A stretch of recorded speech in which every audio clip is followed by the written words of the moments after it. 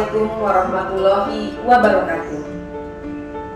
Saya Rida Upara Karbela, mahasiswi program studi Sarjana Terapan Kebidanan Sekolah Tinggi Ilmu Kesehatan Mitra Dia Husada, Jakarta. Saat ini saya akan menjelaskan mengenai persiapan dan perencanaan kehamilan.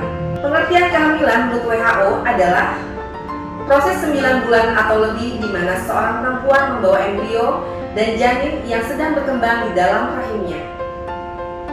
Lamanya kehamilan normal adalah 37 minggu sampai 40 minggu dihitung dari hari pertama haid. Pengertian kehamilan remaja menurut Kementerian Kesehatan tahun 2012 yaitu kehamilan yang terjadi pada wanita usia 14 sampai 20 tahun, baik pada remaja yang menikah maupun yang belum menikah. Wanita yang hamil pada usia 15 sampai 19 tahun mempunyai resiko yang lebih besar untuk mengalami komplikasi kehamilan dan persalinan. Dampak resiko yang bisa terjadi pada kehamilan kurang dari 20 tahun dari sisi faktor ibu, yang pertama, kurangnya perawatan diri selama kehamilan. Kedua, kemungkinan abortus atau keguguran. Ketiga, penyakit tekanan darah tinggi atau hipertensi. Keempat, kemungkinan terkena penyakit menular seksual seperti HIV/AIDS, gonore, dan sifilis. Yang kelima, anemia dalam kehamilan atau kekurangan zat besi. Keenam, persalinan kurang cukup bulan, yaitu kurang dari 37 minggu. Ketujuh, perdarahan pasca persalinan. Kedelapan, depresi postpartum. Yang kesembilan, kematian ibu. Faktor pada bayi. Yang pertama, kemungkinan bayi lahir belum cukup bulan atau prematur. Kedua, berat badan lahir rendah atau BBLR. Ketiga, stunting pada bayi. Keempat, cacat bawaan. Dan yang kelima, kematian bayi. Di Indonesia, angka kematian ibu dan bayi masih menjadi masalah yang belum terselesaikan. Hal tersebut menunjukkan bahwa kesehatan ibu dan anak di Indonesia masih jauh dari harapan pemerintah. Persiapan kehamilan yang rendah mengakibatkan kehamilan dengan komplikasi dapat meningkatkan angka kesakitan dan angka kematian bagi ibu dan janin. Agar tercapainya kehamilan yang sehat, dibutuhkan persiapan fisik dan mental dari setiap ibu. Perencanaan kehamilan yang sehat harus dilakukan sebelum masa kehamilan, di mana proses kehamilan yang direncanakan dengan baik akan berdampak positif pada kondisi janin dan adaptasi fisik serta psikologis dari ibu menjadi lebih baik. Kapan seorang ibu hamil sudah harus mempersiapkan kehamilannya? Idealnya mempersiapkan kehamilan 2-3 bulan sebelum rencana hamil, sehingga cukup waktu untuk melakukan persiapan termasuk pemeriksaan premarital. Hal-hal yang harus dipersiapkan dalam perencanaan dan persiapan kehamilan ada 5. Yang pertama, persiapan psikologis dan mental. Kedua, persiapan aspek usia. Ketiga, pemeriksaan kesehatan. Keempat, persiapan kebutuhan nutrisi. Dan yang kelima, perencanaan finansial. Dalam persiapan psikologis dan mental, apabila memutuskan untuk hamil, sebaiknya mulai menjalani konseling prahamil. Ibu dapat merencanakan kehamilan dengan memikirkan tujuan, memiliki anak atau tidak, jumlah anak, dan jarak setiap kehamilan. Agar kehamilan yang dijalani tidak menimbulkan ketegangan, hindari hal-hal yang akan memberikan pengaruh buruk dalam keseimbangan hormonal. Stres dapat merusak siklus bulanan dan mencegah proses ovulasi.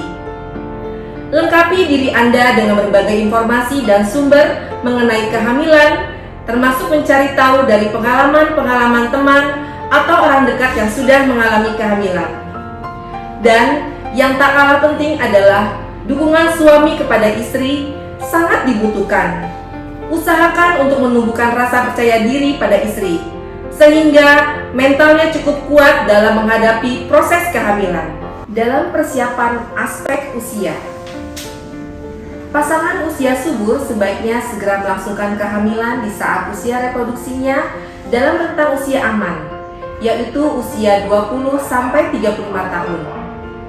Jika melangsungkan kehamilan di usia kurang dari 20 tahun dan lebih dari 35 tahun, maka berdampak pada tingginya resiko kehamilan. Di saat usia reproduksi, hormon kesuburan wanita masih cukup aktif dan menghasilkan sel telur yang baik. Saat masih ke usia 40 tahun ke atas, produksi hormon reproduksi wanita mulai menurun yang akan mengakibatkan perubahan dalam fisik maupun fungsi organ reproduksinya. Sedangkan pada pria, sel sperma akan terus diproduksi seumur hidup. Meskipun semakin bertambah usia, kualitas sperma juga akan semakin menurun. Pemeriksaan kesehatan ini juga bisa meliputi diantaranya yang pertama, pemeriksaan fisik. Pemeriksaan fisik meliputi berat badan dan indeks massa tubuh. Fisik seorang wanita saat akan hamil dan pada waktu akan hamil diharapkan tidak terlalu gemuk dan tidak terlalu kurus alias normal. Berusahalah untuk menurunkan berat badan bila obesitas dan menambah berat badan bila terlalu kurus. Selain berat badan, hal lain dari persiapan fisik sang ibu adalah soal indeks massa tubuh. Pastikan IMT normal sebelum hamil atau saat mempersiapkan kehamilan. Adapun cara yang digunakan untuk menghitung IMT tersebut yaitu berat badan dibagi dengan tinggi badan dalam ukuran satuan meter kuadrat. Berat badan calon ibu yang kurang dan berlebihan berat badan berhubungan dengan resiko besar bagi kesehatan ibu dan anak. Yang kedua, menjaga kebugaran dan kesehatan tubuh dengan olahraga teratur. Selama masa prakonsepsi, pastikan Anda cukup berolahraga. Aktivitas fisik ini tidak perlu dilakukan selama berjam-jam, cukup 3 kali dalam seminggu selama setengah jam, dan lakukan secara rutin. Olahraga selain menyehatkan, juga mencegah terjadinya kelebihan berat badan. Yang ketiga, menghentikan kebiasaan buruk, misalnya rokok berat, pecandu narkotika, dan obat-obatan terlarang, kecanduan alkohol, gaya hidup dengan perilaku seks bebas. Pemeriksaan kedua yaitu pemeriksaan penyakit dan virus. Pemeriksaan kesehatan secara teratur termasuk pengobatan penyakit yang diderita sebelum hamil sampai dinyatakan sembuh atau diperbolehkan hamil oleh dokter dan dalam pengawasan. Pemeriksaan kesehatan ini juga bisa meliputi diantaranya yang pertama, pemeriksaan virus rubella, sitomegalovirus, herpes, varicella zoster untuk menghindari terjadinya penyakit pada janin. Yang kedua, pemeriksaan virus hepatitis dan virus HIV yang berfungsi untuk menghindari diturunkan penyakit akibat virus-virus tersebut pada janin. Yang ketiga, pemeriksaan penyakit toksoplasma karena penyakit ini dapat menyebabkan kecacatan dan keguguran. Selain itu juga dilakukan pemeriksaan terhadap penyakit genetik seperti asma, diabetes mellitus, dan jantung. Yang ketiga, pemeriksaan darah. Pada pemeriksaan ini meliputi pemeriksaan golongan darah dan resus pada pasangan suami istri yang dilakukan untuk mengantisipasi perbedaan golongan darah dan resus antara darah ibu dan bayinya. Perbedaan golongan darah dan resus dapat mengancam janin dalam kandungan. Pemeriksaan yang keempat yaitu pemeriksaan faktor genetik. Inti dari pemeriksaan atau tes genetika ini adalah untuk mengetahui penyakit dan cacat bawaan yang mungkin akan dialami bayi akibat secara genetis atau salah satu dari kedua orang tuanya. Khususnya apabila pasangan suami istri masih terkait hubungan persaudaraan. Aspek yang keempat, persiapan kebutuhan nutrisi. Persiapan kehamilan sehat memang sangat penting terkait dengan makanan dan nutrisi yang Anda konsumsi. Memperbanyak konsumsi buah dan sayuran merupakan salah satu solusi. Sebaiknya hindari makanan yang mengandung zat-zat aditif seperti penyedap, pengawet, pewarna, dan sejenisnya. Kandungan radikal bebas dari zat aditif tersebut dapat memicu terjadinya mutasi genetik pada anak, sehingga menyebabkan kelainan fisik, cacat, dan sejenisnya. Ketika terjadi pembuahan, janin sudah terpengaruh oleh apa yang dikonsumsi oleh ibu selama 2 minggu sebelumnya. Sehingga pilihlah makanan sehat dan memperhatikan asupan makan yang mendukung pembentukan janin sehat. Sebaiknya konsumsi makanan yang mengandung yang pertama, protein. Protein berfungsi untuk meningkatkan produksi sperma untuk suami dan untuk ibu sebagai persiapan tumbuh kembang janin. Protein dapat diperoleh dari telur, ikan, daging, tahu, dan tempe. Kandungan yang kedua yaitu asam folat. Asam folat penting bagi calon bunda sejak prakonsepsi sampai kehamilan trimester pertama. Asam folat berperan dalam perkembangan sistem saraf pusat dan darah janin. Cukup asam folat mengurangi resiko bayi lahir dengan cacat sistem saraf sebanyak 70%. Maka, makanlah sayuran yang mengandung hijau tua, jeruk, avokat, hati sapi, kedelai, tempe, dan serealia. Asupan yang ketiga yaitu vitamin dan mineral. Contohnya berupa vitamin A. Vitamin A berperan cukup penting dalam produksi sperma yang sehat.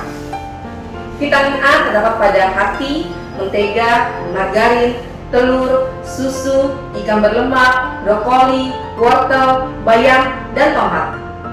Vitamin yang kedua yaitu vitamin D. Kekurangan vitamin D akan menurunkan tingkat kesuburan hingga 75%. Sumber vitamin D diproduksi di dalam tubuh dengan bantuan sinar matahari. Vitamin D dapat diperoleh dari telur, susu, hati, minyak ikan, ikan tuna, margarin, dan ikan salmon. Vitamin yang ketiga yaitu vitamin E. Vitamin E berfungsi untuk meningkatkan kemampuan sperma, membuai sel telur, dan mencegah keguguran karena perannya dalam menjaga kesehatan dinding rahim dan plasenta. Vitamin E terdapat pada minyak tumbuh-tumbuhan, bekatul, gandum, dan kecambah. Lalu vitamin B6.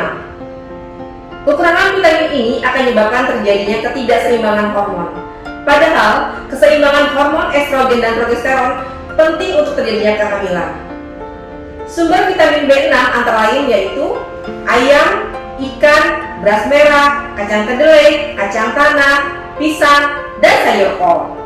Vitamin C. Pada wanita, vitamin C berperan penting untuk fungsi imun telur dan pembentukan sel telur serta sebagai antioksidan.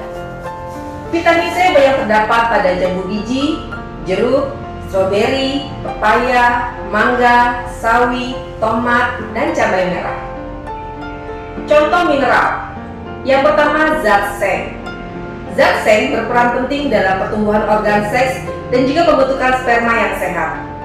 Sumber zat seng antara lain berupa makanan hasil olahan laut, berupa lobster, daging kepiting, ikan, lalu kacang-kacangan, serta yang terakhir adalah produk olahan susu.